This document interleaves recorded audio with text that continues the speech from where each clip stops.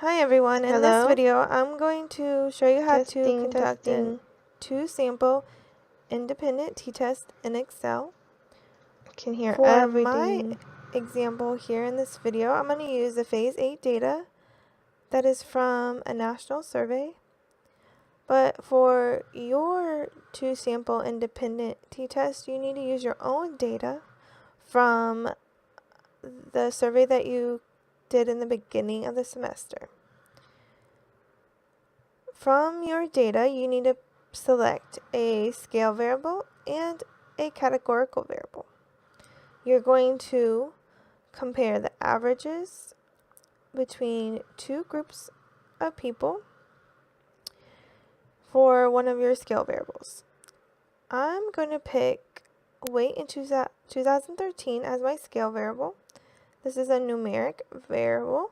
The outcome is in numbers, but also it makes sense to average out these numbers. So because it makes sense to have an average weight, then this is a scale variable. And then for my other variable, I need a categorical variable, and I'm going to pick gender. So even though there's numbers here, it doesn't make sense to average out gender. 1 here means male and 2 means female. This is just for ease of coding. The researchers in the national survey picked 1 for male and 2 for females. So these numbers actually represent categories, and it doesn't make sense to average out these categories, so this is a categorical variable. So make sure that you have 1 categorical variable, which will be your predictor variable, and 1 scale variable, which would be your outcome variable. Another type of outcome variable that you could use would be like job satisfaction here, which is on a Likert type scale. So you can also use Likert scales as your scale variable. And then also in this data set, income in dollars is a scale variable. And race is a categorical variable, even though we have numbers here. These numbers represent categories. So again, make sure in your own data you pick a scale variable and a categorical variable.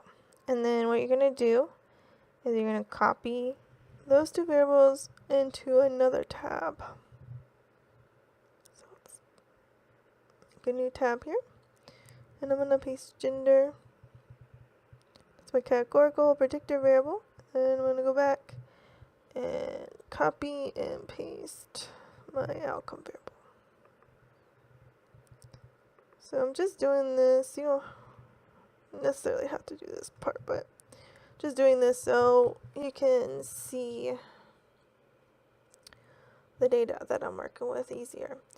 So I'm just working with these 2 variables, but the problem for Excel is that this is not in the right format.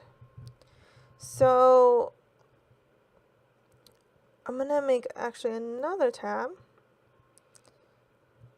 And what I'm going to put here in just a second is the male weights in column A and the female weights in column B. And so Excel wants the scale variable to be filtered out by your categorical variable.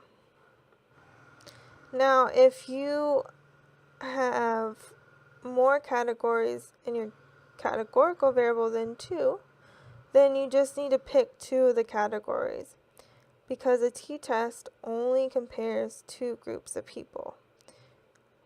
And gender, for my gender variable, I only have male and female, so I only have 2 categories. But if you have more than 2, then you can just ignore the other categories that you don't want to use. So just pick 2 of them. Alright, so I'm going to go, and I want to filter out my scale variable by my categorical variable.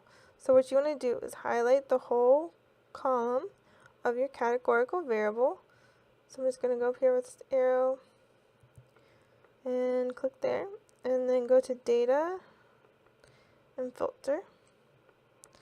And once you filter, then you should have this arrow up here by the name of your categorical variable. I'm going to click it, and I'm going to start out with males. I want to get the male weights first. So I'm going to unclick females, which is 2, and press OK.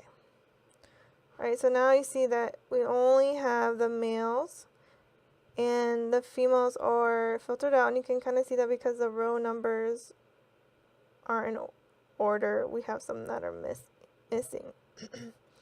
So I'm going to go to the weight column and copy all the male weights and go to my last tab here and paste it here. So this is just the male weights, and I'm going to also label this as male so I know which is which. And then I'm going to go back and do the same thing for females. And I'm going to filter out the males and put back the females. Now if you have more than 2 categories, just make sure you only have one checked at a time. So now we have all the female weights in this column. So I'm going to click and copy it again. Go to my last tab and paste it in another column. And then I'm going to label this as female. Okay, so now I'm going to compare male and female weights in 2013. And I hypothesize that on average, males will weigh more than females. Alright, so this is how you need to have your data set up for an 2-sample independent t-test. And independent means that they're not paired. Alright, so after you get it set up, then you just need to go to Data, Data Analysis,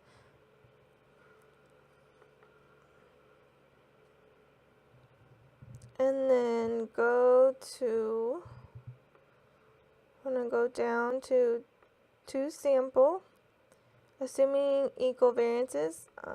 For this class, we're just going to assume equal variances, but sometimes you might want to use the unequal variances one. And this one means it's an independent t-test. The paired is the dependent t-test, so don't use the paired for this one. And then press OK. And then variable 1 range, I'm just going to click there and then highlight the male weights. So you want to highlight the first category, scale variables, or scale output for your first variable. And then for variable 2, I'm just going to highlight the female weights. So highlight your second column there. The hypothesized mean difference will be 0. That means that in your null hypothesis, you're saying that the 2 averages are equal to each other. And then I have labels in my first row, so that means I labeled male weight and female weight up here. And you should also have that too. And then I'm going to leave my alpha at 0.05, and I'm just going to make it in a new worksheet. Alright, but you can put it over here if you want. That's okay. And here's my output. I'm going to make this bigger so I can see the labels a little better. And there we go. Oh, wait, let me make this bigger too. Alright, so here is your means by each category, the variance, the sample sizes, and then this is the pooled variance, and you take the square root of that, you get the pooled standard deviation. The hypothesized mean difference is 0, so that's the number in your null. Your degrees of freedom, the t-statistic, the p-value if you had a one-tailed test, the critical one-tailed t, which you would use if you use the rejection region method, which I do go over this a little bit in this class, but you're not required to know this. And then here is the probability if you had a two-tailed test. And so that's your p-value for the two-tailed test, and then this is the critical t for a two-tailed test. Again, this would be the rejection region way, which you are not required to know, but I have it in some of the documents. You can also use this for a confidence interval. Alright, and so that's all you need to do for the independent two-sample t-test in Excel.